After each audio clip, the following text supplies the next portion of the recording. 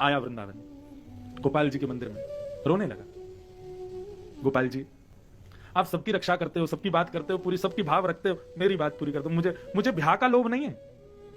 अब बात मेरी भक्ति पे आ गई है, क्योंकि मैंने कथा में सुना आप भक्तों की बात सुनते हो। अब मुझे उस कन्या से ब्याह नहीं करना, लेकिन मेरी लाज आपको बचानी और मेरी भक्ति की लाज आपको बचानी, और उसके लिए आपको मेरे संग चलना पड़ेगा। पूरी रात रोता रहा, बोले गोपाल जी मेरे संग चलो, मेरे संग चलो, वहां पर जाके मेरी बात रखो। कपाट बंद, भीतर से ठाकुर जी बोले, अरे पागल, रो रहा है, रात भर हो गई तुझे रोते रोते, मूर्ति कोई चल के थोड़ी जाती है। भक्त ने जैसे सुना तो बोला, मूर्ति बोलती भी तो नहीं है, आप बोले कैसे? इतने में ठाकुर जी ने कपाट खोल दिए, बोले जय हो तेरी भक्ति को प्रणाम भैया, चलेंगे हम तेरे साथ, ले चल, बस पीछे मुड़ के मत देखना, और सुन मेरी खाने पीने की बढ़िया व्यवस्था कर दी भैया। उसने कहा मैं पीछे नहीं देखूंगा, आप रुक गए कहीं चले गए भाग गए तो मुझे कैसे पता? भगवान बोले मेरे नूपुरों की आवाज आती रहेगी।